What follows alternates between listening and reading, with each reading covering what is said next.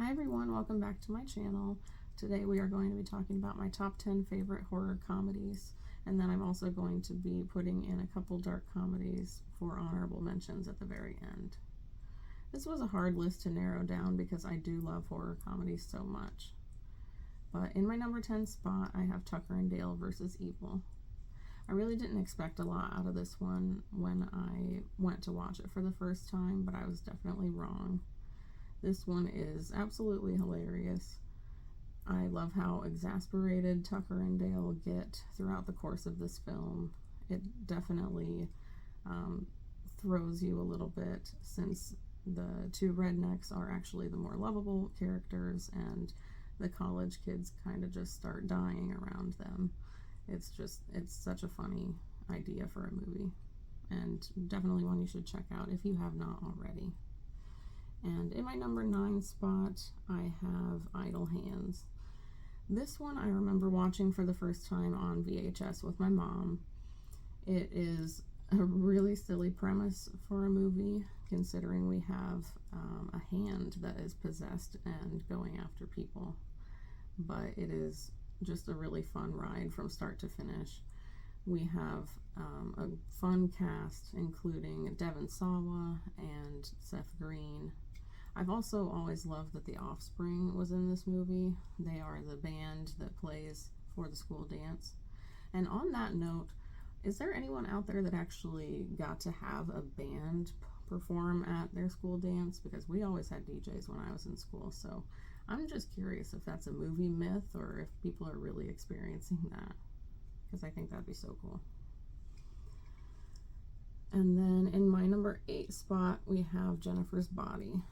This one definitely did not go over super well when it first came out. I have loved it since day one, though. I think it was just the bad marketing that really got to this one. But yeah, it's been one that I've always loved. It has an amazing soundtrack, and I really still listen to most of those songs throughout the week. So I can't say enough good about this one. It's written so well, and it's got really memorable characters. This is the first thing that I saw Kyle Gallner in, and him in this movie, that was my type when I was in high school for sure. He was definitely a crush of mine back in the day. Then in my number 7 spot, I have the first of a few Christopher Landon movies in this list, and that is Freaky. I like taking a movie format that has already worked in comedy and then making it into a horror movie, and we have that with this body swapping horror movie. I really love Catherine Newton, so I was excited to see her be a main character in this one, and I also love Vince Vaughn. He's hysterical in this movie for sure when he is playing Catherine's character. It was also a lot more gory than I expected it to be. It was pretty good gore as far as I'm concerned. Then in my number 6 spot, I have another of the Christopher Landon movies on this list, and that is Happy Death Day. So this one is just way better than I ever expected it to be. I didn't really know how it would be going in, but it definitely won me over. I didn't like Tree as a character in the early part of the movie, but you really start to like her throughout her journey in this movie, with her character development and all the many deaths that she goes through. Then in my number 5 spot, I have The Cabin in the Woods. This one, I would say, is the one on the list that feels more like a horror movie with a little bit of comedy thrown in. The rest of them feel a lot more comedy driven than this one does. But this one was so unexpected when it came out. I definitely thought it was going to be more of an Evil Dead ripoff, but that was so not what we got.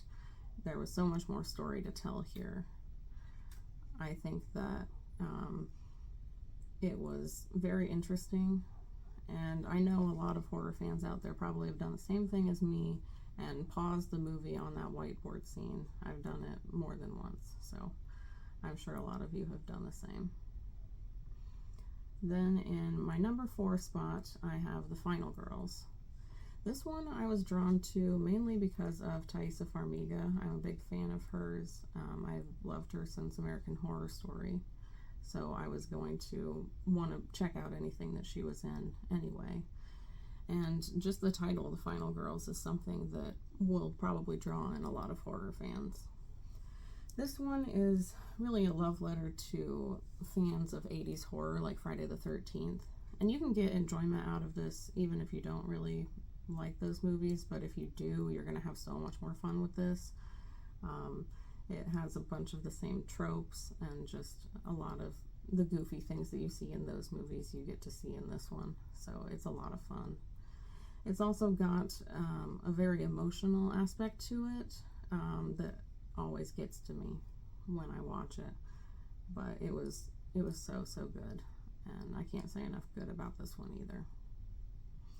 Then in my number 3 spot, I have Zombieland. This is one that I loved growing up.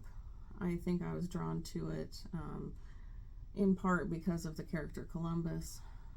As I've said before, I am from Ohio, so just based off of him choosing the name Columbus and that being from my state, that always just clicked for me a little bit.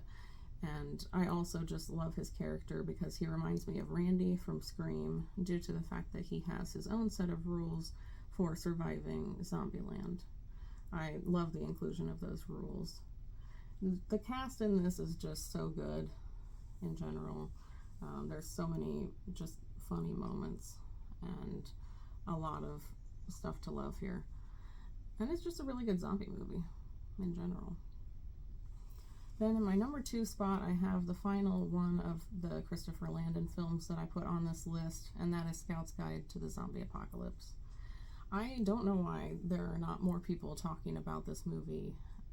Usually the only time that I see people talk about this, it's because they don't like it. I've never understood why this doesn't get as much love as the other ones do out of the Christopher Landon films, because I just loved it from the opening scene where the guy dances to Black Widow. Just that part I thought was hilarious, and there are so many more funny moments in this movie. It is really like a raunchy comedy, which I'm a big fan of those for the most part as well. So making it a horror raunchy comedy is definitely something that I enjoyed.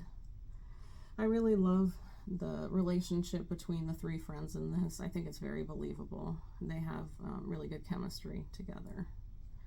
I will say that this one is a little bit harder to watch now that one of the 3 kids in it did pass away in real life. Definitely gone too soon.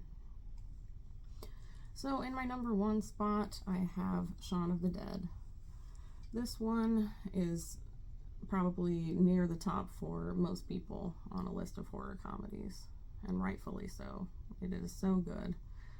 We have Simon Pegg and Nick Frost, and they have such incredible chemistry together, which you can see in this one as well as the rest of the movies in the Cornetto trilogy. I definitely try to watch all 3 of those movies together if I can, just because you can really watch all those fun little running gags that they put throughout all 3 of those movies and just have a little bit more fun with it. It definitely still feels heavy like any zombie apocalypse type of movie should, and it does have emotional aspects as well, but it is offset very well with the comedy that we get. One of my favorite scenes in this one is where they are in the pub and stuff is kind of starting to go crazy, and it is set to Queen's Don't Stop Me Now. That is just one of my favorite sequences in any horror movie that is set to like a popular song. So that is my top 10 horror comedies. So for the honorable mentions that are just dark comedies, the first one of those I wanted to talk about is This Is the End. This movie is just completely insane, and I really didn't know what to expect going into it. I just knew it was going to be about a bunch of actors and actresses, and they were going to be playing themselves in a more like apocalyptic setting, and it is just done so well.